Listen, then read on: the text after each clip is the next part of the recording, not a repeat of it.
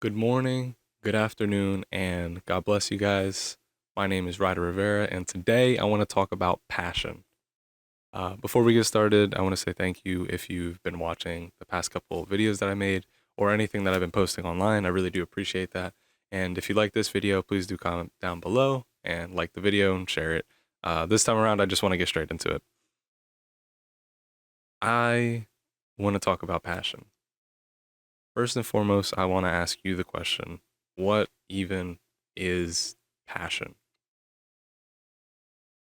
We could just start off by saying that the equivalent, the simple equivalent would be, what are your dreams? What is that thing that you thought about or dreamed about and could never get enough of when you were younger? Or even now into your 20s or 30s? I'm talking from the perspective of a 22-year-old, so that's where I'm getting at with this. But what are your dreams? What are your passions?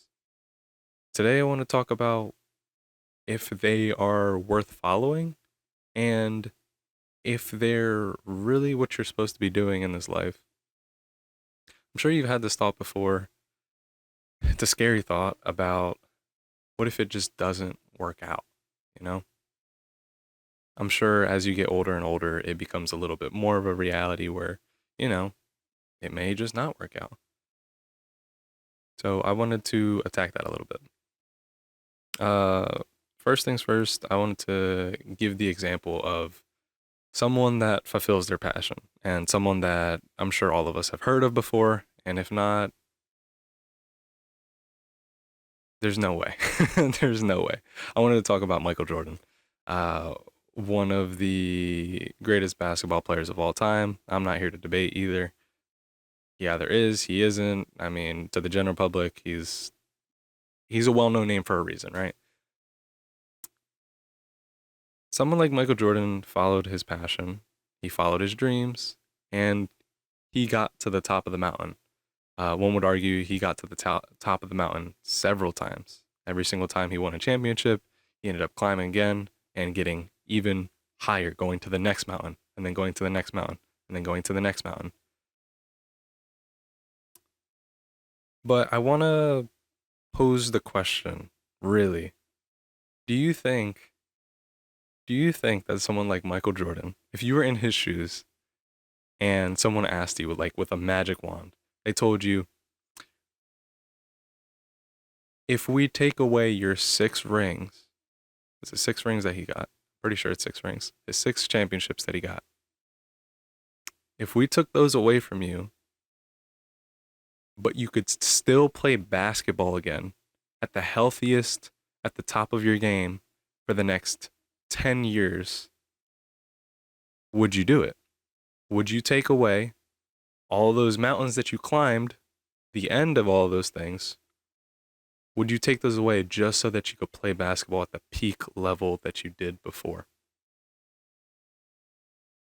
I honestly don't know what the answer to that question is, but I think it's worth thinking about.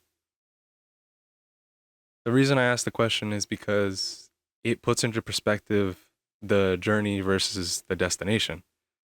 I gave you an example of taking away the end destination, which was, for an example, for all of us, we can use this as a simple way of understanding it. For Michael Jordan, it was the 6 championship rings. It was the end, and then the end, and then the end, the finals, the finals, the finals, because that's pretty much the top of the mountain when it comes to basketball, right? For football, it's the Super Bowl. You know, you want to make it to the Super Bowl. That's why we're playing these games. At least that's why you should be playing these games at the highest level, anyways. So take away that. Take away the end goal. Take away the cliff, the top of the mountain. Would you want to go back, gain that time back, get that time back, start the journey over? I'm not over here trying to argue with any of the specifics either, whether you keep all the knowledge that you have or you start at the top of your game or anything in between that. I'm not here to argue about that. That's not the point. Um, my point is between the destination and or the journey and the destination. So my question to you, I'm looking at my notes over here, is What are you aiming for when it comes to your passion? Actually, before I even get to that, I want to get at you following your passions and possibly not making it. Because the truth is that we remember who Michael Jordan is and so many other famous basketball players, for instance. Now, if you don't, that's okay. That's no problem. I just enjoy playing basketball and watching basketball. So it's, or the history of basketball. Just curious about that stuff. I'm really interested in that kinds of stuff. So, but everybody knows who Michael Jordan is. The point is, we remember a lot of those people, the bigger names, the people that did climb the mountain. And I wonder if you've wondered about this before, but how many failure stories that have come trying to climb that mountain of trying to be the greatest basketball player of all time. I wonder what it is. Is it five? Is it 10? Is it a couple hundred? Is it 1,000? Is it millions across the globe? How many? So we got one Michael Jordan out of all these attempts at becoming the greatest. So what's the point? I wonder what's more valuable.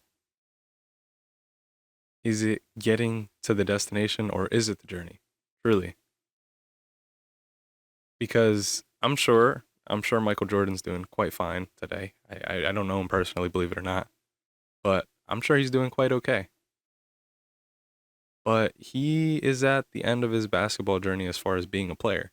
That's it. He's never going to lace up again, and that's that. So that journey is over, and it won't come back. There's an acceptance to that.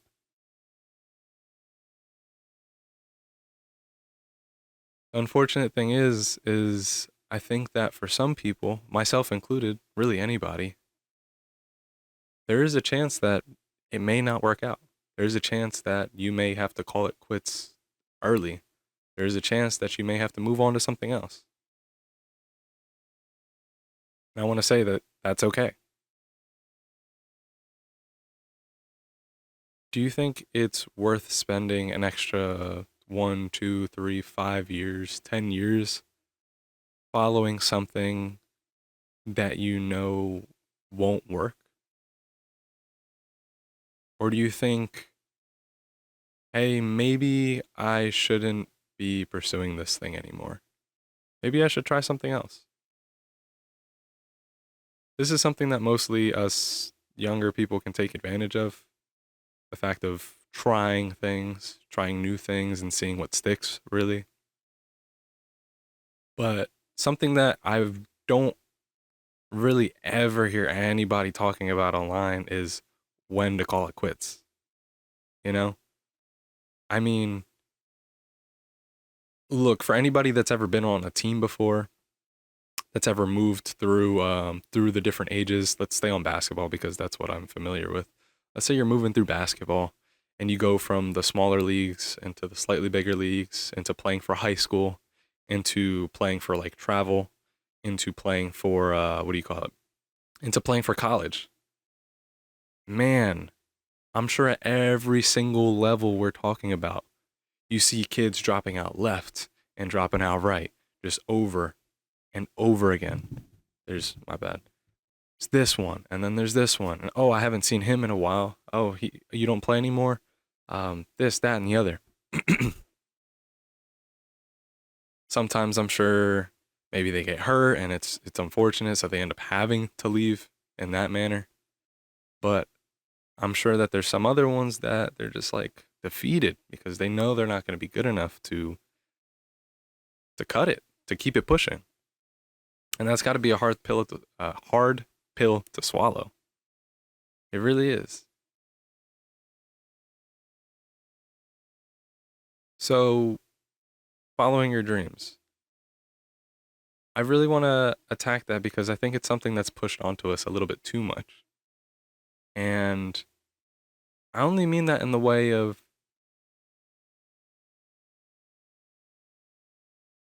what are we chasing after when we aim after that?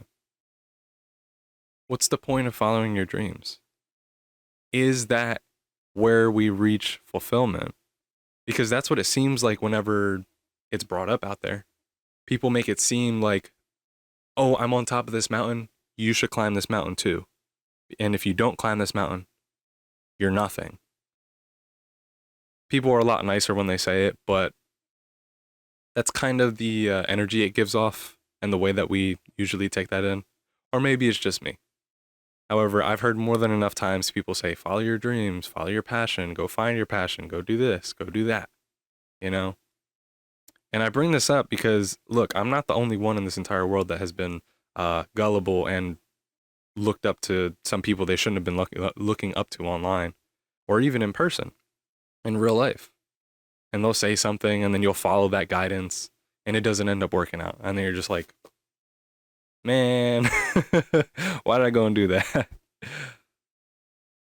But that's why I wanted to talk about this. So I don't think passions are bad. I don't think passions are bad at all, actually. I think they're worth your time. I think they're worth your energy. I think your dreams are worth it. However, I think your intention matters. Let me see here. Yeah. So being passionate is fine. Having a passion is fine. It's just what is your intention behind it and what is your motive behind it? What are you looking to gain? So I ask you, let me try that again. Jeez. I actually want to ask you, what is your passion and why? Why are you passionate about it? What is your motive behind it? What is your incentive behind it? Are you doing it just because you kind of fell into it? Are you, which is pretty interesting to me, and if I remember, I'll talk about that in a little while.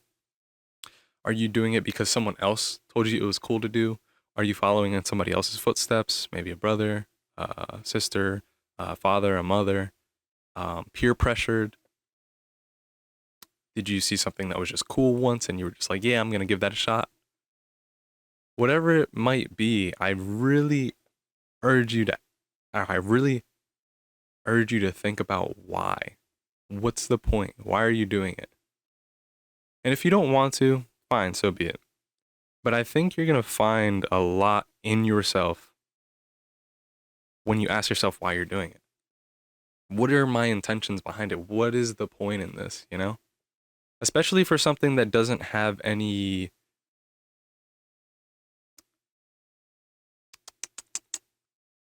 sense of guidance in it. I'm only bringing it up because I'm thinking about like growing up and playing basketball, playing baseball, playing sports, playing this, that, and the other. And you know, naturally, you kind of just move up and everything like that.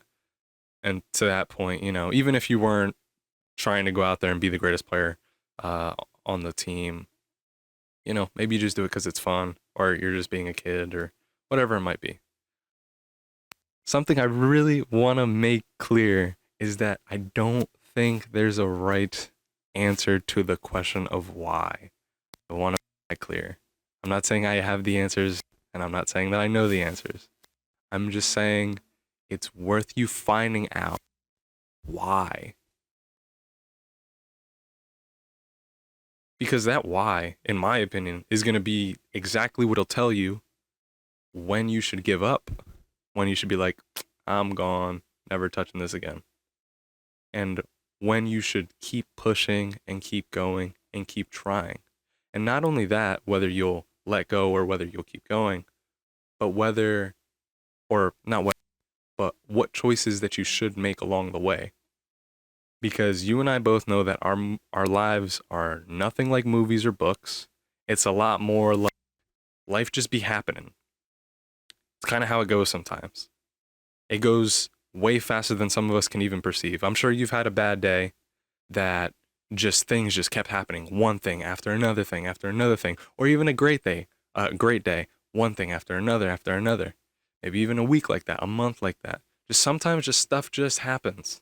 They don't happen like the movies, they don't happen like the video games, they don't happen like these well thought out perfect script where everything happens exactly when the author or the creator says it does.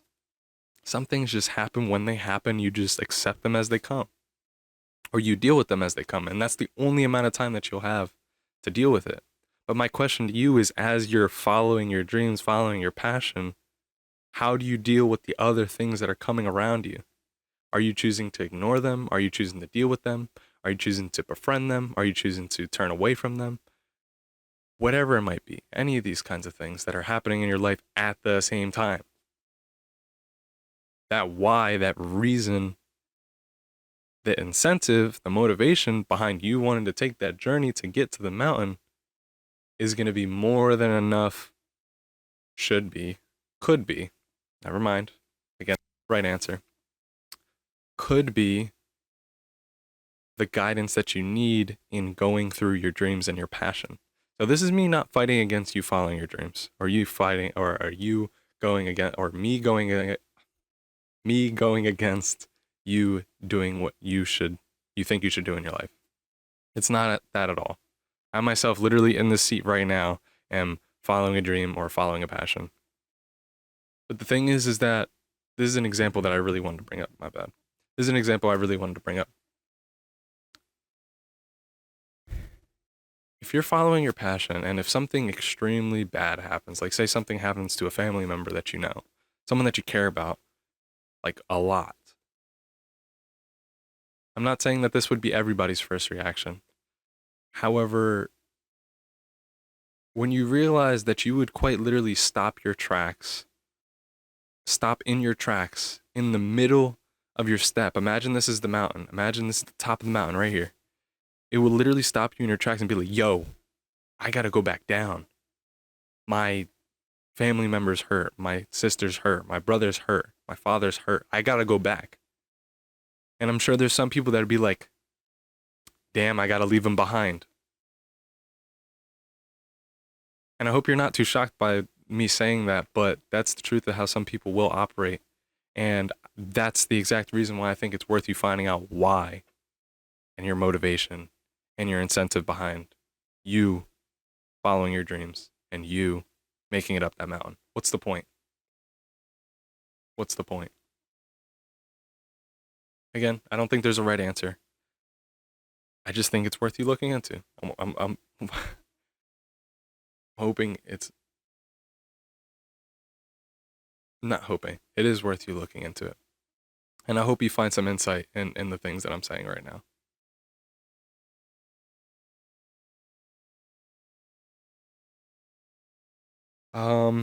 The last thing I'm gonna talk about